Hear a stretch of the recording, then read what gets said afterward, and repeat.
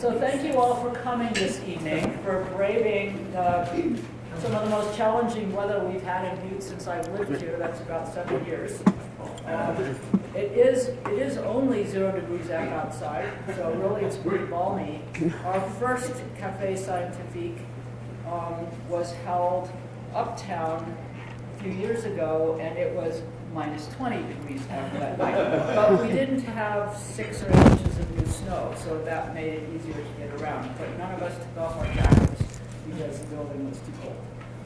Anyway, it's really a pleasure to have you here for the Café Scientifique. I was asked about Café Scientifiques. They were started probably decades ago, possibly in Paris, where people would gather at a cafe with food, and somebody would come in and talk about science, thus the name Café Scientifique.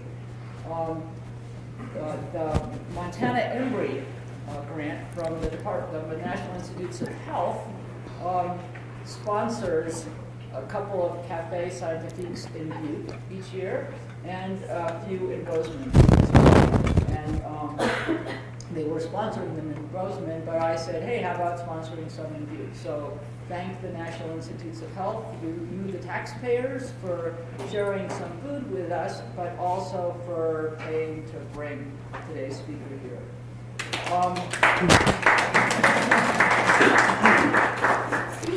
Montana Embry Group. Our suicide prevention is a huge and important topic in Montana, and I'm just totally eager for us to get out of the cellar and become, the best state for not having suicides, as opposed to being very, very close to or at the bottom, probably depending a bit on which age group you're talking about. And I met Sara back in October when she was part of a, what was it called? MUS Roadshow. An MUS Research Roadshow, where 5 or 6 faculty from different Montana University System campuses went and visited some predetermined towns and gave their little talks to members of the public like this. And she was talking about the narrative storytelling for suicide prevention. Now, Sara is a professor of communications and theater at MSU-Billings. We still count her as a scientist, nonetheless. She's been funded by the National Institutes of Health through the Embry, at least, because she does health communication and narrative education and service learning. She was at Emerson College in Boston before that, and has also worked with Population Communication International and USAID to study media interventions related to reproductive health.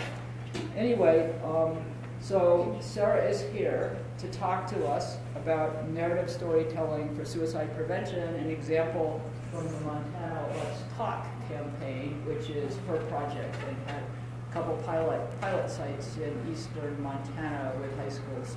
So, Sara, welcome. Thank you. To you. Thank you very much. We don't have the size audience we would like here. She did drive over from Billings this afternoon. The best part about driving here today was that I was able to identify with one of my students who commutes several times a week from the Crow Reservation to MSU-Billings campus to take classes live. So she and I now have a special bond. The drive was actually fine until I got to your pass, and that was brutal. But anyway, it's really a pleasure to be here, and it's great to have received funding from the Montana Idea Network for Biological Research Excellence, which is what INBRE stands for.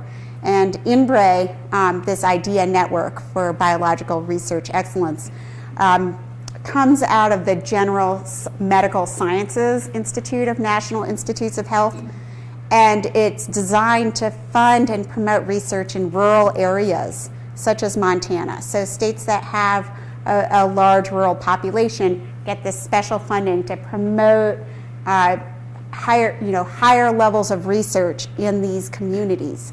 So applying those grants, which I received for 7 years in a row, I was very fortunate. enabled us to look at a public health problem like suicide, develop interventions, and then measure their impact for success. And I will, before I get started, tell you that Miles City, where we started this project, has not had a suicide in their high school since 2012 now, since we started the project. So the high school counselor there, Scott Rapson, tells me that don't come back and talk about suicide. Come back. You can come back and talk about hope and resilience, but I think whatever we were doing is working, and we don't need to bog down in depression and suicide anymore. So this kind of work can be applied both for a positive message as well as a negative message, and I think it's important to remember that. Just because you're talking about suicide doesn't mean that you have a depressing message to bring. I guess I can. So this project started as a local intervention using community-based theater and photography in Miles City and then Billings, with high school students writing and developing their own narratives about depression, suicide, alienation from home and school and community, weaving them into professional performances and then taking them on the road. And in fact, the first group from Miles City in 2012 performed in 17 communities in the state, including Anaconda.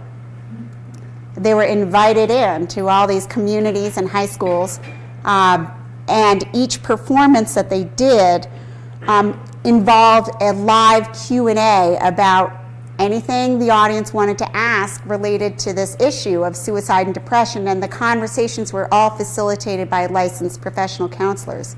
And so in many cases, we saw huge outpourings of disclosure and sharing of grief or difficulties or barriers that the students then were empowered to try and respond to and address with the backup of someone who was actually trained to respond. So it's very empowering. And then, because of INBRE, I was able to, with my colleagues, evaluate the impact and conduct scientific studies using mixed methods to look at, are these programs effective? And now we have been doing national research on the effectiveness of the mini documentaries or videos that stemmed from this project. And if we have extra time, I'd love to show you some of the short clips. So as many of you probably have heard, we have almost double the national average for suicide in this state. And it's 3 times the national average when you look at American Indian communities. So we're highest in the nation, but over the last 30 years, we've been in the top 4 states, along with Alaska, Wyoming, and I think North Dakota. So there's a known correlation between rural living and suicide, but there are many other risk factors, such as easy access to firearms, drug and alcohol abuse. Social and physical isolation is a known risk factor. So when you look at the coasts, the higher density communities, you automatically see lower rates of suicide. But you also have to look at the cultures there, where I, as you can probably tell, am not a native Montanan. I grew up in New York City and Boston, but I've lived here for 15 years, so I think I can claim something, some kind of knowledge of our communities and our culture. And the attitudes towards professional counseling and therapy are changing, but not to the extent where you have in Manhattan, say, where every other person has a therapist, and it's just intimately woven into the culture, and it's just accepted to be as common as divorce, where 50% of people get divorced, right? Here, it's not so common, and if it is common, you wouldn't know about it because people don't talk about it. And that stoic cowboy up mentality is something that we found again and again exposed as not just a risk factor for suicide, but a barrier to help seeking, which is a known prevention method for suicide. So let's talk, as our project was called, involved these youth-based and college-based self-written, self-composed, with the help of professional theater directors, workshopped plays and performances where the topics ranged, but the general guiding topics were, let's talk about experiences with loss due to suicide among your friends and family. Let's talk about attitudes or barriers to talking about suicide and depression. Let's talk about what it means to you or your own experiences with depression or alienation or anything related to suicidal risk. And then the professional theater directors, some of whom came out of our department, help the students workshop these ideas into a narrative, a story with poetry and singing and dance in some cases. And so each play that emerged reflected the cultures of the students who wrote the plays. So we had 5 different youth groups, one of whom was college-based, all produced very distinct narratives. But each narrative was useful for engaging with audiences, not just from their own cultures, but for speaking across cultures. And so we think that this methodology, this process, which is very not very resource intensive, to conduct a community-based theater project. We recruited usually 6 volunteer writer actors from the high schools or colleges or after-school programs with which we worked. We needed 1 professional theater director, and we needed 1 volunteer licensed professional counselor to provide backup and support. And for each project, the students met for about 10 weeks to write the plays, and then they performed them for however long we could keep them engaged and schedule performances.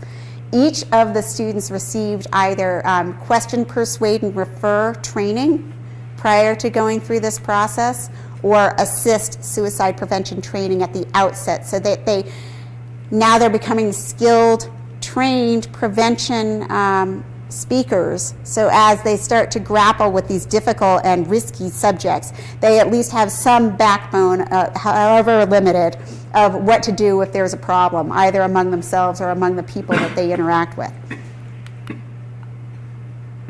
So from 2012 to 2015, we conducted 5 community theater performances.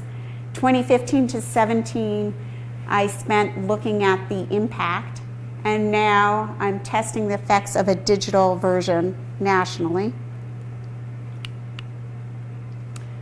The research that we conducted showed that the plays had statistically significant increases in perceived self-efficacy for seeking help, for helping others, and for talking about the issue. So compared to baseline before they either saw the play or participated in writing and acting the play, there were tremendous increases in one's self-confidence to go seek help or talk about it or help someone else. We also found that people who saw the play or participated in it increased their perceived effectiveness of such disclosure or help seeking, those are 2 predictors of behavior change. In order to do a new health behavior, like go see a counselor, you have to both believe that you can do it, and you have to believe it's effective. Otherwise, it's not going to be worth your time. Similar to anything, right? I mean, quitting smoking, you have to believe that it's going to help you. Otherwise, why would you bother and go through the effort? So those 2 pieces are published in the Journal of Social Marketing, and we used a field experiment design to detect those changes, pre-post test questionnaires.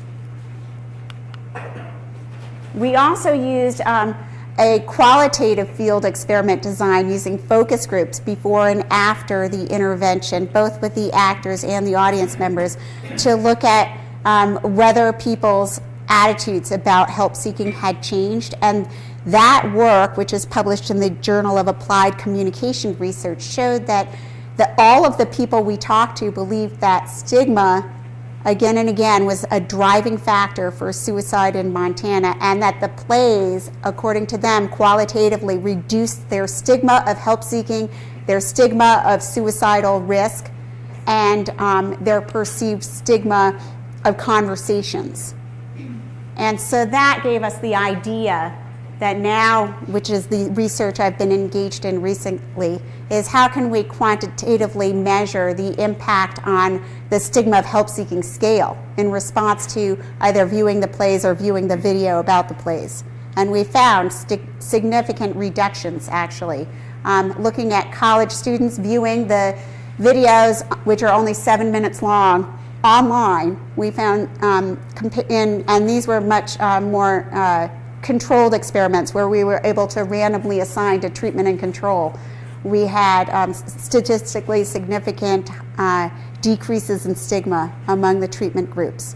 And then we expanded it to a national panel of college students online, and we found the same thing.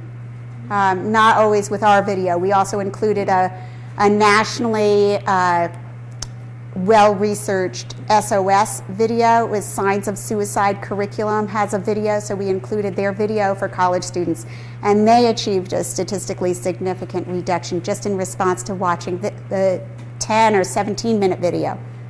So here's a picture from the Youth Dynamics group. That was one of our high school groups who conducted a play in Billings. And those students are all pretty diverse, and they come from very at-risk backgrounds. So the research I'm talking to you about tonight is my most recent effort, and this was just published in the International Journal of Environmental and Public Health Research, looking at the content of the plays. If you combine all of the scripts together, what are they telling us? And since we had American Indian and Caucasian youth, we looked at cultural differences in both how they described the problem of suicide and depression and how they thought about the solution. And the background is also that stigma is recognized by the National Action Alliance for Suicide Prevention as a significant barrier to suicide prevention. And it's identified as a top 10 priority for suicide prevention research at the national level. But there's little literature that shows how is the stigma experienced, how is it expressed, and what can be done about it. And so that's where we started to go in deeper. Like, originally we wanted to know what are the differences in how these two ethnic groups talk about stigma. But what we found is that we couldn't even really talk about, well, here, this is kind of interesting. This is backing up a minute before I get to the other stuff. Why is stigma such a problem? There's research, this is all from external literature, that shows that not only does stigma prevent people from seeking help, it reduces their perceived need for help, the perceived effectiveness for help, denial of symptoms, decreases self-esteem, increases social isolation, and impairs your adherence to the treatment. And what is the stigma? We looked at self-stigma, because self-stigma is an internalized version of perceived public stigma. So public stigma is kind of like discrimination or racism. You may experience, actually it could be real or it could be just perceived, that something about you is perceived as not belonging in a community or a society, and that you are somehow lesser than the others. But when you internalize that perceived public stigma, then you shine that light against yourself. And you actually believe that you are not worthy, that you don't belong. And that kind of thwarted belongingness or perceived burdensomeness can very quickly spiral downwards towards suicide, especially when you don't have access to resources, you don't feel comfortable talking about it, and you believe that it's even worse if you actually go seek help, because it's stigmatized too. So not only are you stigmatized for being different or having mental health problems or having suicidal thoughts or having depression, but you also believe that the solution will stigmatize you further. So in this study where we looked at ethnic differences, we transcribed all the scripts, and the groups had only 33 writer-actors in total. 23 females, 10 males, 12 were Native American, and 21 were Caucasian, and the ages were 14 to 24. So these are the people whose voices were composed in these scripts. And the narrative process, as I said before, has theater directors probing writer-actors on their experiences, memories, dreams, thoughts, history, problems, etc., and then workshopping that in concert in a group with other teenagers or young adults. And the prompts were not standardized across groups. We had different theater directors run each group, but we had the common theme of it all has to be about suicide, depression, loss, and help seeking and disclosure. And as related themes emerged, they were incorporated into the scripts. And then the writer-actors collaboratively created an original narrative theater performance, which is empowering in and of itself. So you could see how just this process could be therapeutic, regardless of the impact on others. Why do you think you had more young women than young men? Well, I think that women in general are more comfortable with disclosure, talking about their feelings. So this project might have seemed more threatening to men. And we needed people to volunteer. You can't require someone to just perform this kind of thing. But also, MSU-Billings, which was one of our sites, is mostly female. Our American Indian group was 50-50, male-female. But that's a good question. So we coded these scripts for generally stigma of mental illness and treatment, experiences, attitudes towards help seeking. And here are some of the categories. We developed a systematic coding scheme, and then we used a subsample of the scripts to test our coding categories with different coders and tested inter-rater reliability.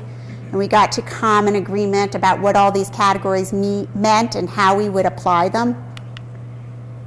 And we also added communal orientation versus individual orientation, defined as communal orientation being passages designating both the locus of the problem and the solution in the community, and individual orientation meaning that passages indicated the perceived problem as located within an individual or pertaining specifically to individual characteristics. So these were our meta codes. Here you can kind of see. So we decided to add these super codes onto our coding sheets about stigma. And here is our American Indian group, which was recruited from American Indian after-school programs across all the high schools in Billings. And they had to convene twice a week at a location off-site from any of their schools. So logistics were a constant challenge over a 10-week period, and then they performed several times. And we found that 52 of the passages pertain to either communal or individual orientation. So 12% of our total number of passages that we looked at. We had 452 total passages. And here's an example. So the results show that collective notions of depression and mental health problems were more commonly articulated by Native Americans. And here's a quote. Okay, well, natives, we are different. We don't really open up as much as we should. And a part of that is because growing up on the res, it's hard. It may seem difficult, and so until you've actually lived there, you know that it takes skills to survive on the res. So he's talking about something that's common across ethnicities, which is that tendency to clam up, but he's kind of attributing it to it's everybody. It's not just me.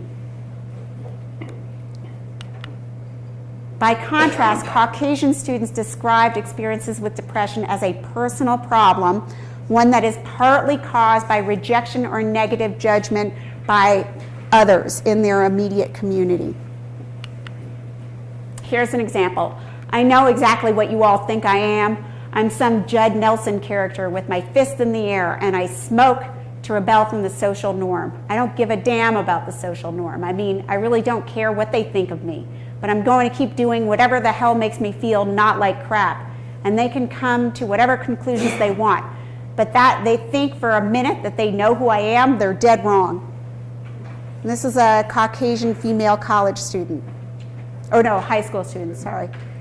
So the difference here is she's just talking about herself. She's not saying we feel this way. She's saying I am like an outsider. No one understands me, and everybody judges me, and I just hurt all the time, and it's very private.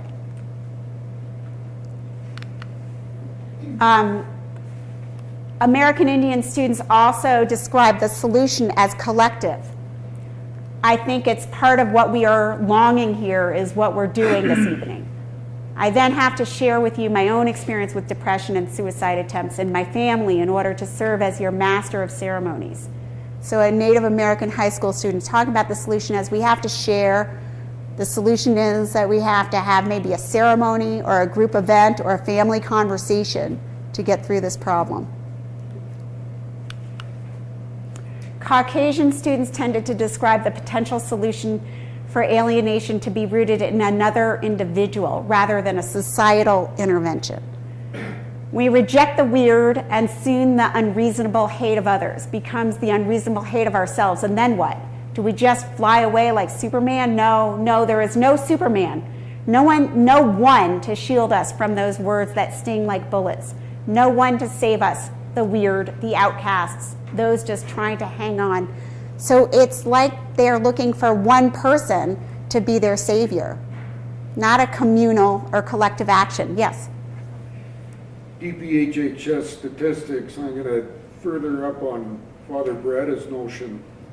The DPHHS states that males are more likely to finish, Yes. to commit. Yes. Is there a greater isolation in males than females? Well, I don't have the data on that. There's higher suicidal risk, ideation and completion among men than women. So probably yes. Could it be like the cowboy up that you're mentioning? Absolutely. Root causes, that the normative behavior is me. Right. And I shouldn't talk about it because it's definitely the cowboy up attitude that, you know, to be a tough guy is linked to masculinity in our culture. The masculine ideal has that tough attitude imbued with this sense of you shouldn't be weak. You certainly shouldn't be emotionally weak. So I can see why our culture has steered so many men in that direction. Yes, please. Isn't it true that statistically, I know at least in Montana, that proportion of veterans as a proportion of the population is high, and they also attribute high suicide rates to rural communities because people can't get jobs. They often join the army and patriotism and other reasons. And I know Montana that we have a very high veteran proportion to our population. I don't know about those other states, but and that would be somewhat go with the cowboy up. I mean, I've been in the military. Well, there's so many things that could happen in the military experience that could cause that too. Is that part of the numbers? Absolutely, I think so. We have a higher percentage of American Indians and a higher percentage of veterans in other states. So those two groups are certainly likely to contribute to our higher rates, along with the social and physical isolation of people from all creeds here. And means more incomplete because they use actually more lethal means. That's very true. Nationally, young men, older men are more likely to attempt suicide with a firearm than women. Women and girls are more likely to use opioids or pharmaceuticals, or those are the most common means for females. And firearms are more likely to be effective. So you end up with a greater percentage of attempts among males of any age result in completed suicides than for females. Here's another individualist solution from a Caucasian high school female. I want a different path, one where perfection is easy, one where my parents don't tell me I'm going to hell whenever I'm not perfect. When we have real friends, ones who care, ones who don't tell me that I don't have the guts whenever I confide in them. She's expressing this idea that there could be actually individual friends who care about her, parents who approve of her, and that would be the solution. It's very personal. It's not societal. It's not communal. It's so different from how our American Indian students talked about what they needed to do to get to the next level.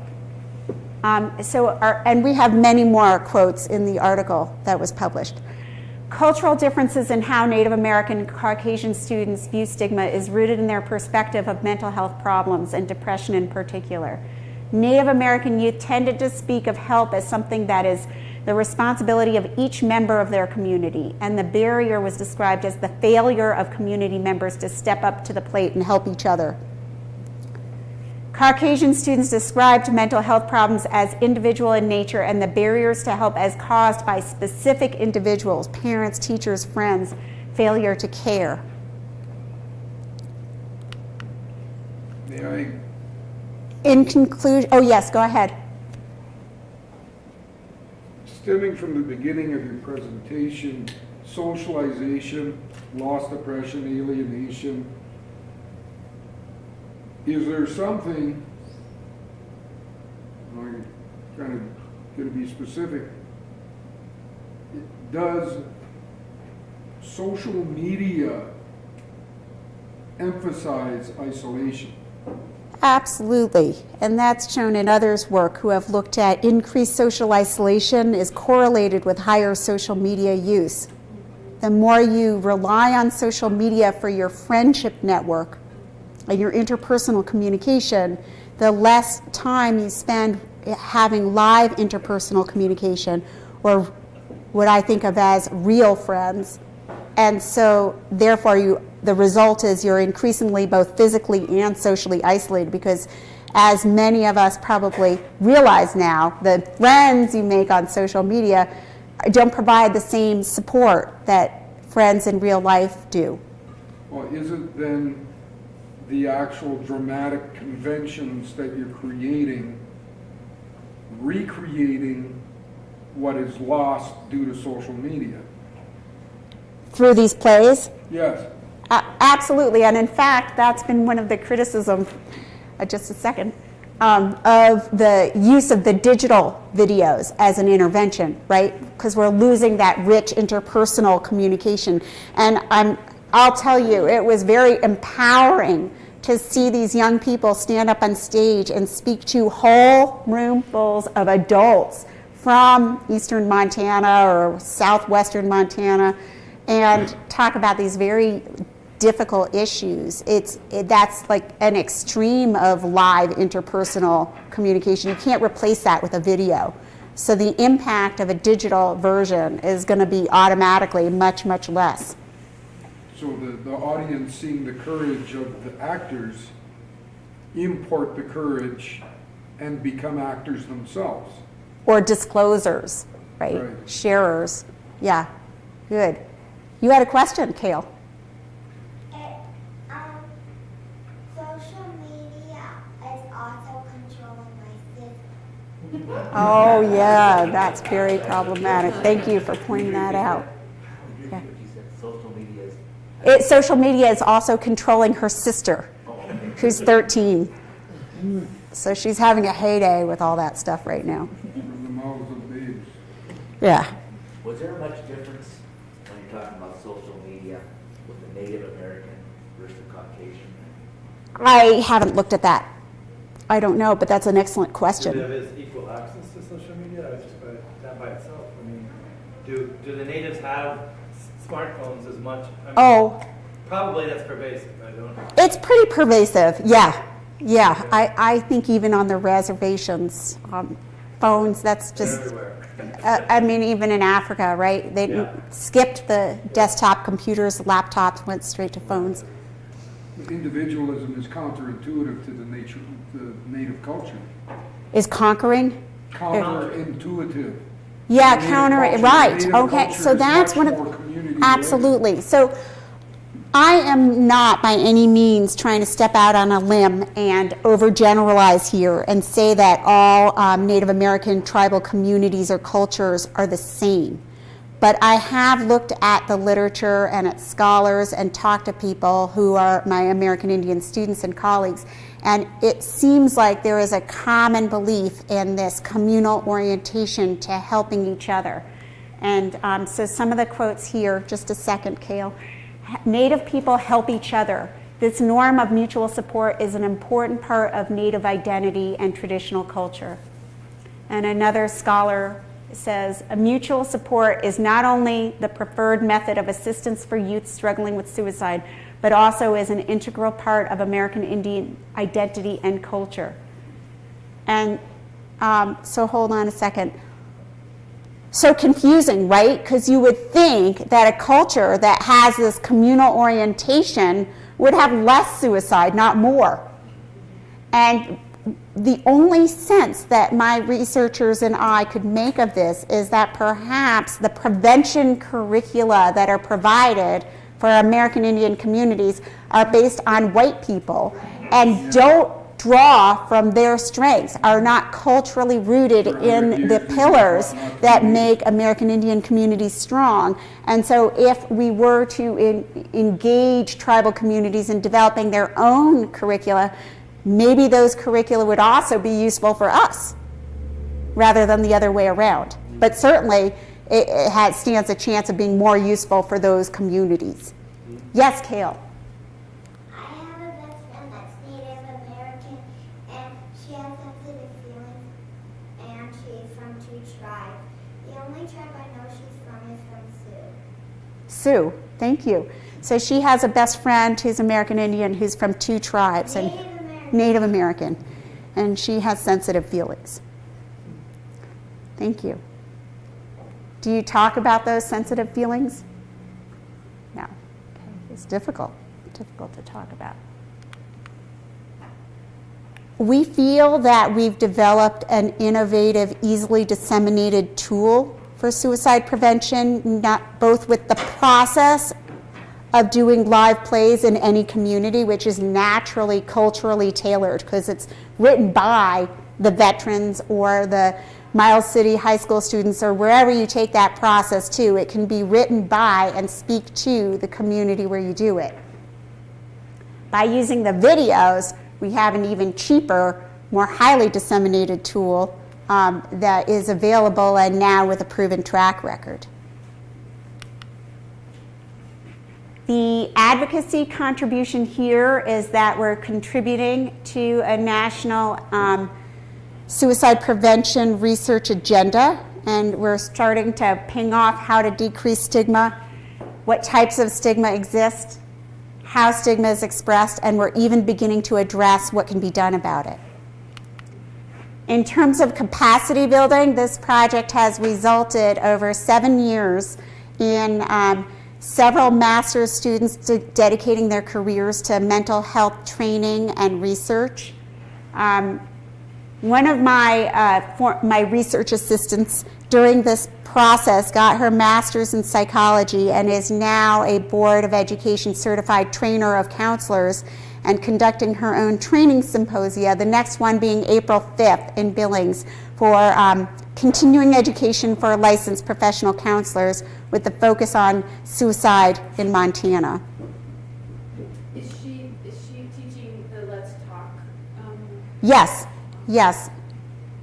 Yeah, she's talking, but not just. I mean, I left flyers on the table that show what the symposium, her first symposium, which was Monday of this week, included, so you can get an idea of the agenda. And I also left her cards, Vanessa McNeil, so feel free to pick one up. That's another really amazing offshoot of this project is that Lonnie Paulson-Miller, one of our research assistants, is now getting her PhD in social psychology. Not easy to do as a single mom living in Billings. And my co-PI just won a Fulbright scholarship to go to Finland next year to study suicide prevention with Finnish researchers and look at the linkages between Finland and Montana. Does Finland also have a high rate of suicide? Absolutely, yes. Finland, it's very, very bad. They are dark, long, cold winters, isolated, rural. Like, they have a lot in common with us. So they received her with open arms. It'll be really wonderful to hear what comes of that collaboration. And so we have these websites. They're available. The videos are on these websites for free. You can share them with anyone. They're not depressing. They're uplifting. They are good conversation starters. 3 of our videos are 7 minutes long each on the Let's Talk Billings website, and then the 17-minute long video is on letstalkmilescity.org. Let's Talk Billings, did you present that at like Senior West and Skyview or to the? I tried. It's really hard to get suicide prevention curricula or presentations into the schools for a number of reasons. Fear of contagion, fear of liability, but also the very tight schedules that they have.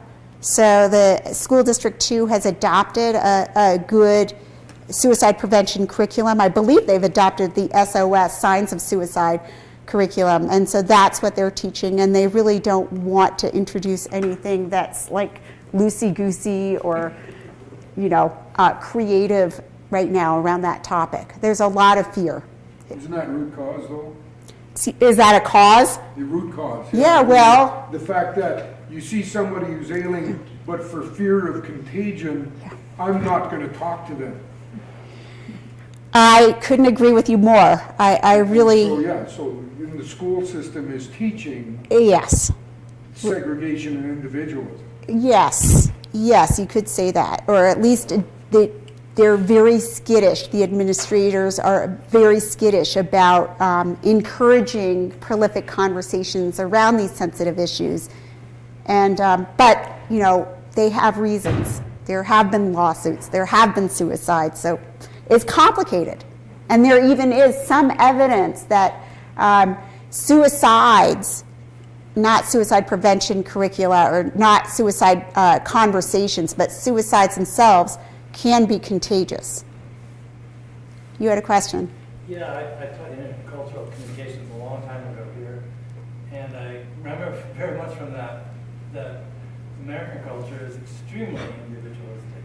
I mean, whenever they have measures in right. scale, it seems it's always internationally. Internationally, we're like off Yeah. the scale, and I'm wondering if you looked at international data on suicide, because I hypothesize would be that even in perhaps Finland, which probably has much more of a stronger identity and community, that even there it would be relatively less, despite the other physical factors, or just in general that relationship, that hypothesis between a society versus an individual and the rate of suicide. Except based on our research, Native American communities have. Then I would bring in the economic. Okay, yes. Well, we have. They're coming from very different economic situations. Yeah. Even in Miles City, which I know isn't exactly a wealthy town, you would think there's still an economic difference that might also explain. I think that's a very interesting question. I'd love to look into that more. I do know that Shomaris, one of the scholars who I showed on the slides, found that suicide rates in nations correlate with national levels of stigma of help seeking and stigma of suicide.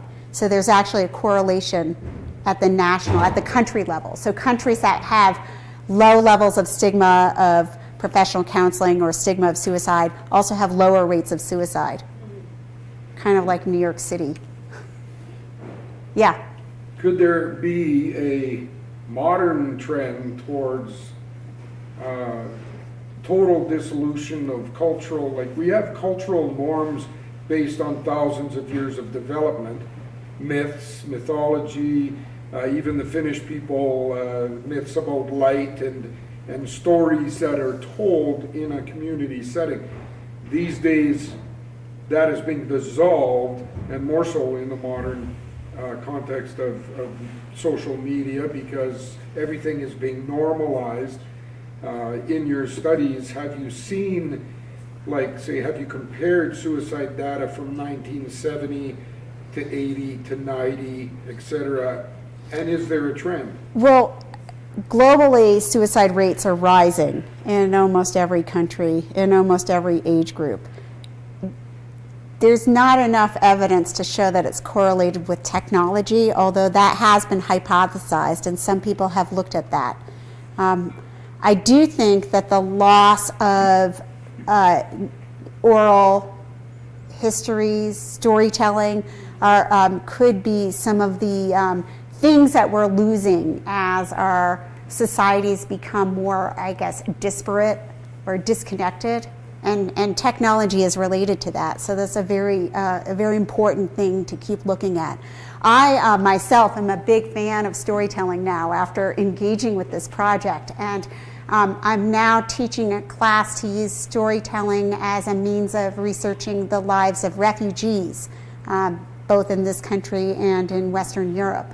And so my students and I are going to Western Europe to interview Syrian refugees, collect their stories this spring, and put it into an online storytelling project. The purpose being, stories are not only a great research tool because they can uncover underlying meanings, but they can also, the storytelling process can be empowering for the storyteller to share and make sense of their lived experiences in ways that they hadn't before. So a Let's Talk After School Club continues to this day in Custer County High School in Miles City. We feel like this is a sign of sustainability from our project. And now, we're working on replicating this project globally and extending the research, as I talked about before. And, If yeah. If you wanted you to come to do that here, how would that happen? I can train the trainers. I'm a researcher, not a program director, so I don't have the capacity to actually run these programs. I don't have a staff or a budget for that kind of thing. But if there were interested leaders who wanted to engage local leaders, counselors, theater director, recruit actors, writers, etc., I can guide you through the process. I can be the technical assistant, provide technical assistance and capacity building. And then would you include you in terms of the data that you collect? Absolutely. Right on. Yes, yes. I'd like to do that. Yeah, good. That's great to hear. So the thing though is that this is a human subject protocol. Yes. And so when viewed as, if you're implementing something, if it's a research project, everybody has to be informed consent and stuff. Not necessarily. So you can separate the program from the research. You can do these projects, interventions, call them what you will, without collecting data. Just do it and see, observe, right?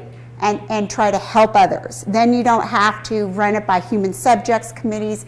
You don't have to get consent forms unless you're going to videotape it. Then you have to do talent release forms. But if you also want to do the research, then you have to kind of like clear it before an institutional review board at one of the universities or the hospital beforehand. And because a few years ago, you had a rash of teen suicides. And indeed, just like Billings, there was a hesitancy in terms of the school district allowing people to come in and talk to the kids to process. Yes. And it was fear that, Yeah. it would cause more. And so I believe that the data that would be collected by this would be useful for helping dissipate that level of continuation of stigma. Of talking about it. Absolutely. Yes. So I can see the value of, while it would require extra work, I can see the value of having the data for Butte itself. Absolutely. Butte itself is its own kind of culture. Right. And people might say, well, it worked there, but it won't work here. But if you document profound changes and community members who are part of it, then you can show that and share it. And yes, continue. That's a great idea. And I'd love to help with that. Here's an example of the study that I conducted last spring with the National Qualtrics panel to test the impact of our video, the SOS video, and a control group. And so we had a baseline survey, randomized, and we measured changes in stigma, attitudes towards help seeking, and reported suicide attempts. And we found no differences in suicidality from pre to post test, or differences versus the control, but we found reductions in stigma of help seeking among the treatment groups compared to controls. And that's it. Here, this is the group from West High School that we recruited, all of whom are now in professional theater programs in Seattle and New York. They were really highly skilled. I don't know if do we have time to show a 7-minute video? please. Okay, do I just escape out? Is there volume connected? I should have asked about that a long time ago. It's not necessary if it's a problem. I would just go to, we have this, put it on high. There, they can hear that, yeah.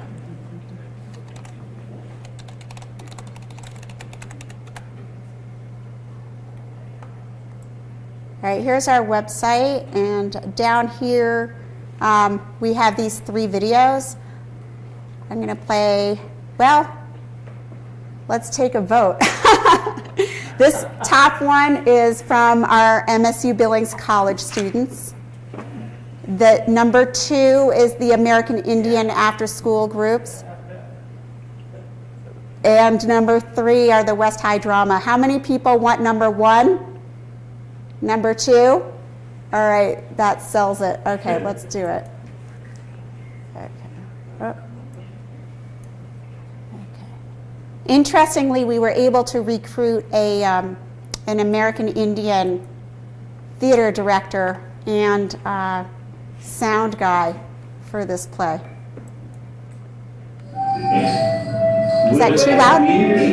Oh. I walk with beauty within me. I walk. My community of Native American teens, I think a lot of them are afraid of being judged and being misunderstood or misheard. With beauty behind me, I walk. It hurts to keep it inside. It really does. And if you keep it inside too long, the suicide thing will come up. Has begun with beauty. Hold on just a second. I'm going to lower the volume a little.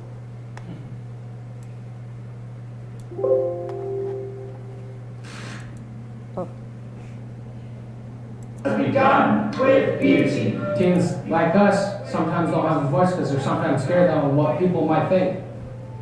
We can actually tell them, hey, it's all right to go tell them people that you're having this kind of problem. It's okay. That's why we're doing this, because so you can have a voice.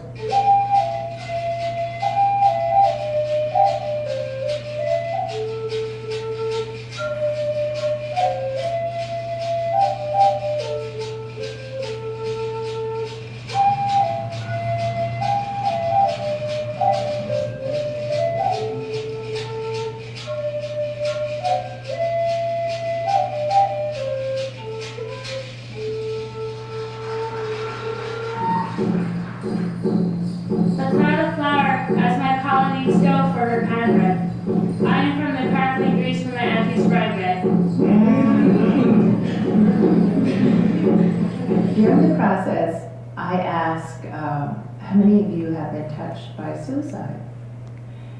Every hand went up, including mine. From mom and dad. And so it touches everyone. This project is the beginning of a journey of hope, of healing, of recognizing this desperateness of a people, all people.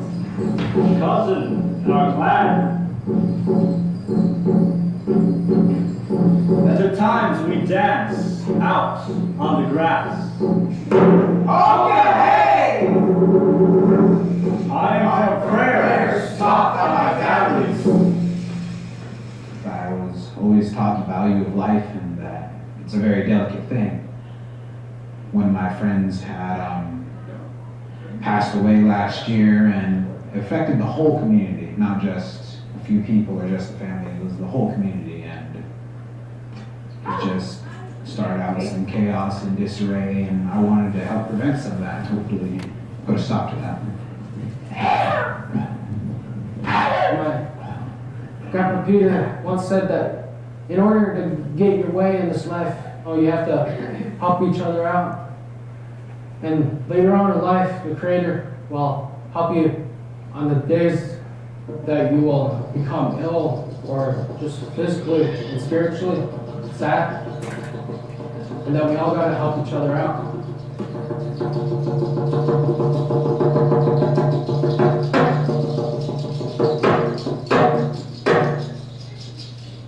Many times we don't understand each other, even ending to ending. Yeah, you're a different tribe. Or you're just different. I get so tired of this, over and over again. You think you're too good? You don't dress right? Parents or adults would be surprised about how we have to live in the day-to-day life. I know how it goes down in the hallways at school. How much stress we have to deal with, and school, and homework, and finding a job. Think pretty smart, don't you? You want to get lost. Mom, why can't we just be friends? So you're trying to break us up? I don't think so. I'm not like that. Why don't you believe me? You don't get it, do you?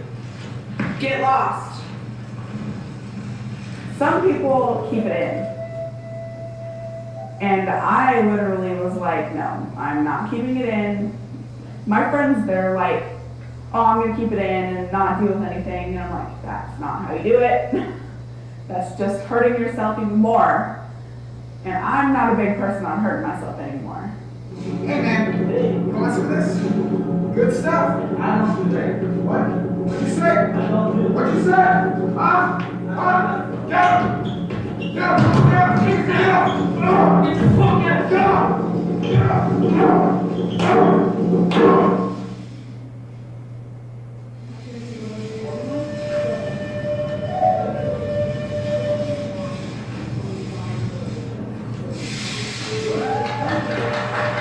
Growing up on the res is hard. It takes skills to survive on the res. And you're brought up with sort of this defense mechanism. But one way you could use to open up is figure out who the person is. Get to know them. This project is just the beginning of the journey of addressing it, talking about suicide, and not covering it, and not having this journey say, oh, my family, oh, let's keep quiet about that. No, opening it, because it's a very critical place. Once you do it, you cannot come back from it. Seems no one wants to talk about it until it's too late. Teachers, families, friends, and even co-workers. But the teens are affected the most. Still, no one wants to talk about it? When other teens become depressed, what I try to do is I try to get them out of that situation, whatever they may be in, and hopefully lead them out of the darkness into the light. Maybe just a simple smile or a hello. Let's get out of our comfort zone and do something. We live in a world where people are greedy, people make fun of you, people bully you, and ending your life is not the answer. We just gotta help each other out and get through the darkness together, and we'll eventually get to the light. It has begun with beauty. It has begun with beauty. Let's talk, girlies!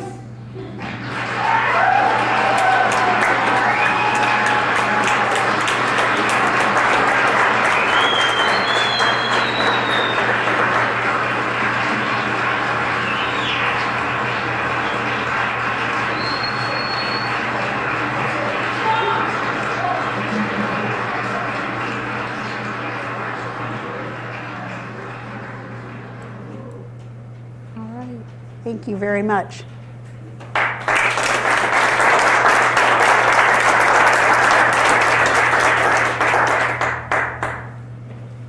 Any further questions or comments? I have one question, and I think that your insight on storytelling is brilliant, and I'm very, very inspired and touched by it. The central role of stigma in your presentation, I have a question about it, coming from England. In the early 90s, this was for the first time in one of the most sophisticated pharmaceutical marketing campaigns of my lifetime, the word stigma came out. I'd never heard it before in that context. And it's been widespread ever since. I've never been in a presentation about suicide where stigma was not the central element. And so for 25 years we talk about stigma, and yet stigma is the central element in suicide. And so surely we are making progress on stigma, but our suicide rate keeps increasing. So how do you explain that contradiction? That's a very complicated question for the final bullet. Thank you.